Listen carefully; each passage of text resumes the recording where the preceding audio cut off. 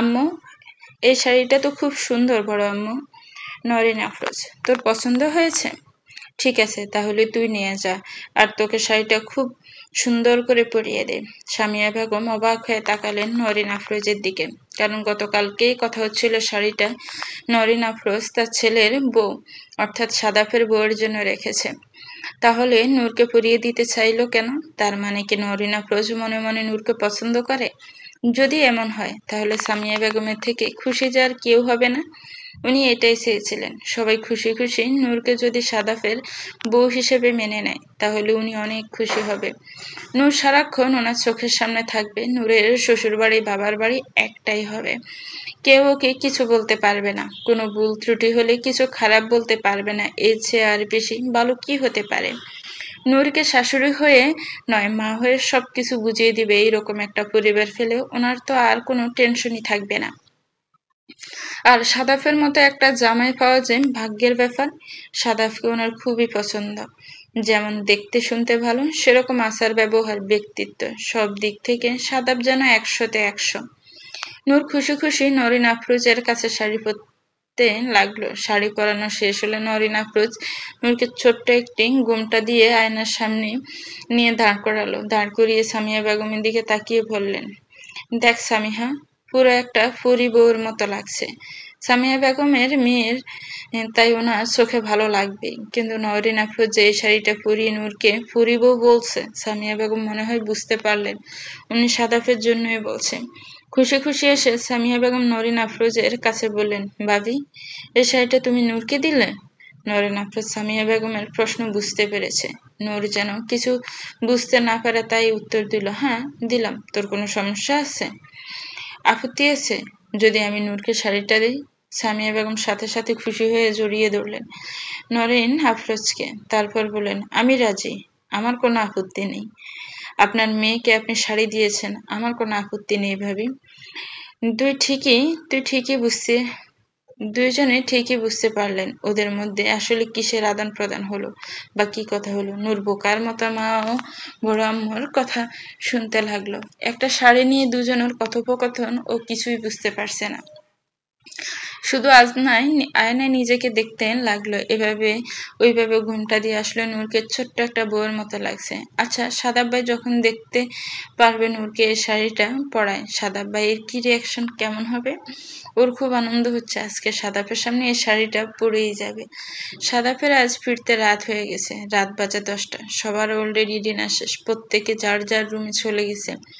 সাদাফ একটা পার্টিতে গিয়েছিল, সেখান থেকে ডিনার করে এসেছেন, যার জন্য ওর জন্য কেউ অপেক্ষা করেনি। সাদাফ রুমে ঢুকেই দরজা খুলে লাইট অন করে যেন টাস্কি খেলো। সামনে খাটে বসে আছে নূর শাড়ি পরে। শাড়িটা যে ওর মায়ের এবং খুব পছন্দের, তা চিনতে অসুবিধা হলো না সাদাফের। লাল একটি বেনারসি শাড়ি দেখতে নূরকে ঠিক বউয়ের মতো লাগছে। সাদা বুকে হাত দিয়ে দাঁড়িয়ে রইল, নিঃশ্বাসটা ভারী হয়ে গেল, যেন নিঃশ্বাসটা নিতে কষ্ট হচ্ছে সাদাফের। নূর ধীরে পায়ে হেঁটে এসে সাদাফের সামনে দাঁড়ালো, দাঁড়িয়ে বলল, সাদাব ভাই, আমাকে কেমন লাগছে এই শাড়িতে, দেখুন তো। সাদাব, শাড়ি পরেছিস কেন? তোকে শাড়ি পরতে নিষেধ করেছিলাম না? বড় মা পরিয়ে দিয়েছে, আর বলেছে আমাকে পরী বউয়ের মতো লাগছে। সাদাব, শাড়ি পরে বউ সেজে আমার খাটে বসে থাকতেও কি তোর বড় মা শিখিয়ে দিয়েছে? না। তাহলে? নূর মুচকি এসে, আমি নিজে নিজেই এসে বসেছি। বাসরাত প্র্যাকটিস করতে বসেছিস? আমি রেডি। কিসের জন্য? বাসরাত প্র্যাকটিস করার জন্য। শুধু প্র্যাকটিস করবার কিছু না।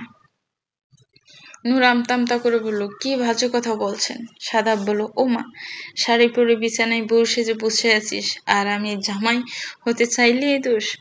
আমি কখন বললাম আমি বউ সেজে বসেছি? বড় মা শাড়িটা পরিয়ে দিয়েছে, আমি এসে মাত্র খাটে বসেছি, আর অমনি আপনি রুমে ঢুকেছেন। সাদাব বলল, ও মা, তাই এত ইনোসেন্ট? তুই তাহলে লাইট জ্বালিয়ে বসিসনি কেন? লাইট জ্বালাতাম, এমন সময় আমি টের পেয়েছি আপনি আসছেন, তাই চুপচাপ খাটে বসেছিলাম। শাড়ি পরেছি ভেবেছি আপনাকে সারপ্রাইজ দিব, তাই তাই সারপ্রাইজ দেওয়ার জন্য বসেছিস? সারপ্রাইজ পেয়েছি, এখন আমার অন্য কিছু মন চাইছে, এটাও দিয়ে দে, বলল সাদাব। অন্য কিছু মানে? অন্য কিছু কি? বলল নূর। সাদাব আর চোখে তাকালো নূরের দিকে, তাকিয়ে চোখ দিয়ে ইশারা করলো। নূর বুঝতে পারছে না, বলল ঠিক আছে আমি চলে যাচ্ছি। বলে যে রুম থেকে বের হয়ে যাবে অমনি সাদাব ভালো হাত দিয়ে নূরের শাড়ির আঁচল টেনে ধরলো। নূর সেফটি পিন লাগিয়ে শাড়ির আঁচল আটকে রাখেনি, তাই সাদাব ধরার সাথে সাথে শাড়ির আঁচল বুক থেকে ধসে নিচে পড়ে গেল। আঁচলের একটা অংশ সাদাবের হাতে, আর শাড়ির কয়েকটা কুচি খুলে নিচে অলরেডি শাড়ি পড়ে গিয়েছে। নূর সাথে সাথে শাড়ির কুচি আটকানোর জন্য একটু নিচে ঝুঁকে বসলো। সাদাব নূরের দিকে তাকিয়ে যেন বরফের ন্যায় জমে গেল শরীরের প্রত্যেকটি রক্তকণা। মনে হয় হিম বরফের মতো জমে গিয়েছে। নূরের শাড়ির আঁচলের একটা অংশ এখনো সাদাফের হাতে, অথচ নূরের বুকে শাড়ির আঁচল নাই। নূরের গায়ে ব্লাউজটিও নরিন আফরোজের বিয়ের সময়কার। তখন নরিন আফরোজও বয়স 15 বছরই ছিল, তাই নূরের গায়ে সুন্দর ফিটিং হয়েছে।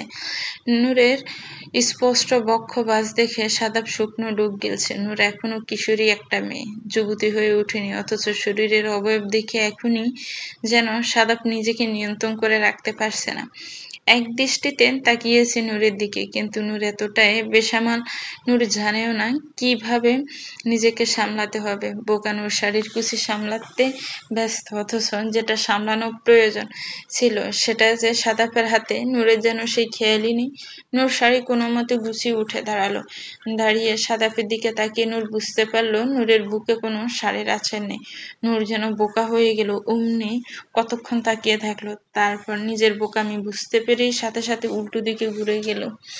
ঘুরতে গিয়ে শাড়ির আরো কয়েকটা কুচি খসে পড়ল। সাদা পুকুরের দিকে তাকিয়ে একটা দীর্ঘশ্বাস ছাড়লো, তারপর ধীরে ধীরে হেঁটে এসে শাড়ির আঁচলটা দিয়ে নূরের পিছন দিক থেকে নূরকে জড়িয়ে ধরে নূরকে ডেকে দিল। নূরের জোরে জোরে শ্বাস ওঠানামা করছে, যার সাথে ওঠানামা করছে নূরের বুক। সাদা ধীরে নিজের হাতে তাই স্পষ্ট অনুভব করছেন নূরের বুকের ওঠানামা। সাদাফের যেন প্রত্যেকটি রন্ধে রন্ধে শিহরণ বইতে শুরু করলো, লোমগুলো দাঁড়িয়ে গেল।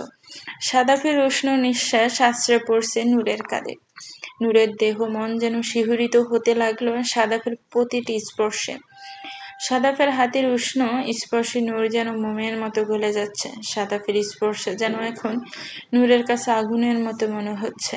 নূর ছটফট করে উঠল যেন একবার। সাদাফের হাত থেকে ছাড়া পেতে চাইল। সাদাফ ধীরে ধীরে নূরের কানে কাছে নাক ঘষতে ঘষতে বলল, এভাবেই থাক, নড়াচড়া করিস না, আমার বুকে থাক, তোকে অনুভব করতে দে, আজ মন ভরে তোকে অনুভব করতে চাই।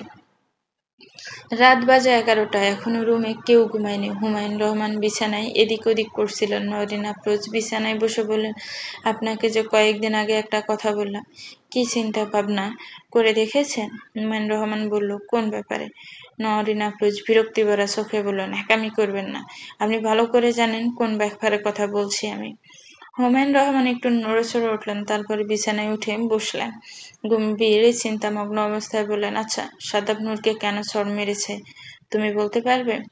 নরিন আফরোজ গম্ভীরভাবে উত্তর দিলেন, না, তবে এতটুকু জানি এটা ওদের ব্যক্তিগত ব্যাপার। যদি নাই হতো তাহলে নূর কেঁদে কেঁদে আপনাদের কাছে বিচার দিত, নালিশ করত। যেহেতু কোনো নালিশ করেনি, বিচার দেয়নি, তার মানে এটা ওদের দুজনের ব্যক্তিগত ব্যাপার, ওদের দুজনের মধ্যেই থাকতে দিন। আর তাছাড়া আমি নূরের চোখে সাদাফের জন্য ভালোবাসা দেখতে পারি, যা আপনারা পুরুষ হয়তো ওকে ছোট বাচ্চার নজরে দেখেন, তাই বুঝতে পারেন না। নূর সাদাবকে অধিকার করে, সব সময় অধিকার করে কথা বলে। হয়তো খেয়াল করলে দেখবেন সাদাব বিয়ের কথা বললে নূর কিরকম উত্তর দেয়, কেমন রিয়েকশন দেখায়। ও কিন্তু চায় না সাদাব বিয়ে করুক। আর আমার কেন যেন মনে হয় সাদাব বারবার বলে পাত্রী নিজে এসে বিয়ের প্রস্তাব দেবে, সেই পাত্রী আর কেউ না, আপনার মেয়ে, আদরের মেয়ে নূর। হুমায়ুন রহমান সবগুলো কথাই মনোযোগ দিয়ে শুনলেন। গত কয়েকদিনে নূরের আচরণ ওনার কাছে অবাক লেগেছে, তবে ফজলুর রহমানের সাথে কথা বলতে হবে। নূরকে যতই আদর করুক, যতই মেয়ে বলুক, আসলে তো নূরের জন্মদাতা পিতা ফজলুর রহমান, তাই ওর সাথে কথা বলেই সিদ্ধান্ত নিতে হবে। তারপর বিছানায় শুয়ে নরিন আফরোজের দিকে তাকিয়ে বলল, ঠিক আছে, আমি আগামীকাল ফজলুরের সাথে কথা বলবো, দেখি ও কি বলে। নহরিন আফরোজ খুশিতে গদগদ হয়ে বললেন, সত্যি বলবেন? তবে আমি কিন্তু সামিয়ার সাথে কথা বলে ফেলেছি। সামিয়া কিন্তু সাদাবকে খুব পছন্দ করে, মেয়ের জামাইয়ের মতোই দেখে।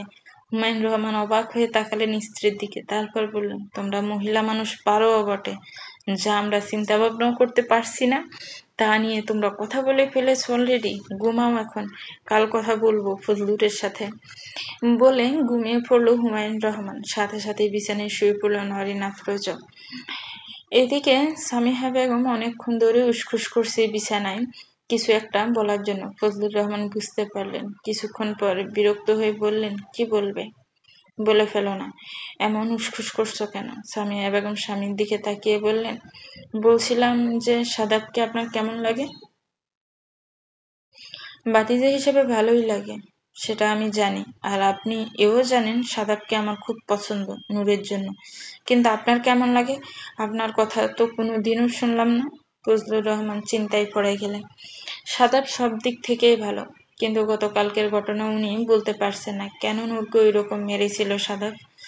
যদি নূর অন্যায় করে থাকতো, তাহলে তাদের কাছে এসে নালিশ না করে ওইরকম নূরকে থাপ্পড় মেরেছে কেন? তা না হয় বুঝলাম শাসন করতে পারে, কিন্তু নিজের হাতের এই অবস্থা কেন করেছে? কি এমন হয়েছে? হঠাৎ করে তার চিন্তা ভাবনায় আসলো, নূর বড্ড অবুঝ। ভবিষ্যতে যদি কখনো সাদাপের সাথে ওর বিয়ে হয়, নূর যদি কোনো অন্যায় করে, নূরকে শাসন করবে এভাবে, নাকি নিজের উপরে এভাবে কোনো ক্ষতি করে বসবে? সাদাপের এমন রাগ আগে তো কখনো দেখেনি ফজলুর রহমান। কি এমন ঘটনা ঘটেছে বারবার চিন্তায় আসছে ফজলুর রহমানের। শত হলেও নূরের বাবা, মেয়ের স্বার্থটাই সে সবার আগে দেখা তার ধর্ম। তবে উনি এটা বুঝতে পারে নূর কোনো কিছু লুকাচ্ছে। নূর হয়তো অবচেতন মনে সাদাফের প্রতি আসক্ত হয়ে পড়ছে। গত কয়েকদিন ধরে সাদাফের বিয়ের কথা শোনার পর থেকে নূরের আচরণ ওনার কাছে যেন কেমন খাপ ছাড়া লাগছে। তাই ভাবলো আগে নূরের মনে কি চলছে সেটা উনি জানতে চায়, বুঝতে চায়, তারপর এসব নিয়ে কথা বলবে। রিমা ঘুমাতে যাচ্ছিল, এমন সময় মোবাইল ফোনে রিংটোন দেখে ফোনটা হাতে নিল। ঠোঁটে খেলে গেল একটু মুচকি হেসে ফোনের স্ক্রিনে তাকিয়ে দেখলো কল দিয়েছে সাইমন। 2-3 রিং হওয়ার সাথে সাথে ফোন ধরে কিছু বলবে, তার আগে ওপাশ থেকে সাইমন বলে উঠল, আজকে তুই আমার রুমে বিছানাটা গুছিয়ে যাসনি কেন? বিছানায় এখনো ধুলোবালি, আমি এসে দেখলাম এখনো ধুলোবালি, ঘুমাবো কি করে এখন? রিমা বিরক্ত হলো, ফোন দূরেই কেন কাজের কথা বলতে হবে? তারপর বলল, আজকে যাওয়া হয়নি দেখলেই তো, ভাইয়ের কি অবস্থা, সবকিছু নিয়ে ব্যস্ত ছিলাম। একটু ঝেড়েও তো নিতে পারো বিছানাটা। সাইমন বলল, ঠিক আছে, আজকের জন্য তোকে মাফ করলাম, আগামীকাল থেকে যেন এমন না হয়। আমি যেন আমার রুমে এসে সবকিছু টিপটপ দেখি। সকালে একটা প্রেজেন্টেশন আছে, আমার কাপড় চোপড় রেডি করে গিয়েছিলে? রিমা হাসলো, হেসে বলল, হ্যাঁ করেছি। সাইমনের মনে একটু দুষ্ট বুদ্ধি আসলো। তারপরে কিছুক্ষণ পর আমতা আমতা করে বলল, আমার আন্ডারওয়্যার রেডি করেছিস? না, মনে সবগুলো ধুয়ে বারান্দায় শুকিয়ে দিয়েছিলাম। আলমারিতে নিয়ে গুছিয়ে রেখেছিস? কোথায় রেখেছিস? সকালবেলা খুঁজে পাবো তো, নাকি আবার তোকে এসে বের করে দিয়ে যেতে হবে? রিমা যেন লজ্জায় লাল হয়ে গেল। ও সত্যি সত্যি আন্ডারওয়্যার গুলো বারান্দা থেকে এনে আলমারিতে গুছিয়ে রেখেছে, আর একটি কাল সকালে পূর্বে সেটি প্যান্টের সাথে ভাঁজ করে রেখেছে। আমতা আমতা করে বলল, যেখানে রাখার সেখানে রেখেছি, প্যান্টের সাথে। আর এখন থেকে এসব কাজ তুমি করে নিবে, আমাকে বলবে না। সাইমন মনে মনে হাসলো, তারপর বলল, বলবো না মানে? জীবনে বিয়ে করব না, এত বড় একটা স্যাক্রিফাইস করে দিলাম। কে নিজের আন্ডারওয়্যার নিজে গুছিয়ে রাখার জন্য? এখন থেকে শুধু গুছিয়ে রাখবি না, এসে রুমে ধুয়ে দিয়ে বারান্দায় শুকিয়ে তারপর গুছিয়ে রাখবি। আমি এগুলো ধুতে পারবো না। তোর জন্য বিয়ে করব না, স্যাক্রিফাইস করে দিয়েছি, সারা জীবন ব্যাচেলর থাকবে। তাহলে এসব কাজকর্ম এখন থেকে তুই করবি। বিয়ে করলে যা যা বউ করতো তার সবগুলো কাজ এখন থেকে তুই করবি। সব মানে সব। লজ্জায় যেন রিমার চোখ কান সব লাল হয়ে গেল। সাথে সাথে চোখ বন্ধ করে ফেলল রিমা। মোবাইলটা কেটে সাথে সাথে বুকে ফোনটি নিয়ে জোরে জোরে হাঁপাতে লাগলো, যেন আরেকটু হলে নিঃশ্বাস বন্ধ হয়ে যাবে। বাজে লোক, ছি, এত লজ্জা দিয়ে কথা বলে, মনে মনে ভাবলো রিমা। সাইমন ফোনটি সামনে ধরে দেখলো ফোনটি কেটে দিয়েছে, মুচকি হাসলো। হেসে চুপচাপ বিছানাটা ঝেড়ে ঘুমোতে হাঁটতে চলে গেল। এদিকে সাদাফের বুকের সাথে লেপ্টে দাঁড়িয়ে জোরে জোরে ঘন ঘন নিঃশ্বাস নিচ্ছে নূর। সাদাফের উষ্ণ স্পর্শে যেন নূরের মনের ভিতর উথাল পাথাল ঢেউয়ের মতো শুরু হয়ে গেছে। বুকের ওঠানামা সাদাফ স্পষ্ট নিজের শরীরে নিজের হাতে অনুভব করতে পারছে। নূরের কাঁধে হালকা করে ঠোঁটের উষ্ণ পরশ দিয়ে বলল, তোকে বলেছিলাম না শাড়ি পরবি না। যেদিন শাড়ি পরবি আমি নিজ হাতে খুলে দিব। তাহলে তুই নিজে নিজে খুললি কেন? এ শাড়ি খোলার অধিকার শুধু আমার। নূর সাথে সাথে দুই হাত দিয়ে নিজের মুখটা ঢেকে ফেলল লজ্জায়। সাদাব পিছন থেকে নূরের দুই হাত সরিয়ে ধীরে ধীরে নূরকে দেয়ালের সাথে চেপে দাঁড় করিয়ে পিঠে দুটো চুমু খেলো। তারপর ঘোর লাগা কণ্ঠে বলল, তুই আমাকে এত জ্বালাচ্ছিস কেন? যখন তখন এসে জ্বালাচ্ছিস। চোখের সামনে থেকেও জ্বালাস, চোখের আড়াল হলেও জ্বালাস, দিনে দুপুরে জ্বালাস, রাতে ঘুমের ঘোরেও জ্বালাস। তোর দহনে ফুটতে ফুটতে যে আমি অঙ্গার হয়ে গেলাম নূর, সেটা কি তুই বুঝতে পেরেছিস? নূর দেয়ালের সাথে হাত চেপে রাখা অবস্থায় বলল, কাঁপতে কাঁপতে, আমি কি করে আপনাকে জ্বালালাম? এখন তাহলে চলে যাই, আমাকে ছেড়ে দিন প্লিজ, আমার কেমন যেন লাগছে। তুই এভাবে হুটহাট আমার চোখের সামনে এসে আমাকে যে কষ্ট দিস সেটা কি বুঝতে পারিস? নূরের কানের কাছে গালে নাক ঘষতে ঘষতে কথাটি বলল সাদাব। সাদাবের উষ্ণ ছোঁয়ায় নূর যেন পুড়ে যাচ্ছে, ছাই হয়ে যাচ্ছে, আর সহ্য করতে পারছে না মেয়েটি। বলল, আমি চলে যাই তাহলে, আপনার আর কষ্ট হবে না। সাদাব ঘোর লাগা কণ্ঠে বলল, তুই যাওয়ার পরও কষ্ট হবে, অনেক বেশি কষ্ট হবে। নূর বলল, তাহলে আমি কি করব? আর আমি চলে গেলেও কষ্ট হবে কেন? সাদাব নূরের দিকে একটু হালকা আর চোখে চাইল, সে ফিসফিস করে বলল, তুই যাওয়ার পর প্রত্যেকবার আমার রাত দুপুরে গোসল করতে হয়, এজন্য কষ্ট হবে। বোকানোর সাথে সাথে প্রশ্ন করল, কেন? কোথাও কি ময়লা লেগেছে? আমাকে বলেন, আমি ধুয়ে দিচ্ছি এখনই। সাদাব নূরের দিকে তাকিয়ে একটি দীর্ঘশ্বাস ফেলল। এই মেয়েকে কি সব বলছিল, এখন কি বুঝাচ্ছিল? সাদাব নূরের দিকে তাকিয়ে বলল, আমি এখন সত্যি বললে তুই দাঁড়িয়ে থাকতে পারবি? চলবে। তো ভিউয়ার্স, গল্পটার এই পর্ব কেমন লেগেছে একটি কমেন্টস করে জানাবেন। গল্পটা ভালো লাগলে একটি লাইক করবেন, গল্পটাকে শেয়ার করবেন, আর আমার চ্যানেলকে প্লিজ সাবস্ক্রাইব করবেন। যারা অলরেডি সাবস্ক্রাইব করে রেখেছেন তাদেরকে অনেক অনেক ধন্যবাদ। ভালো থাকবেন, সুস্থ থাকবেন, আমার চ্যানেলের সাথেই থাকবেন। আল্লাহ হাফেজ, আসসালামু আলাইকুম।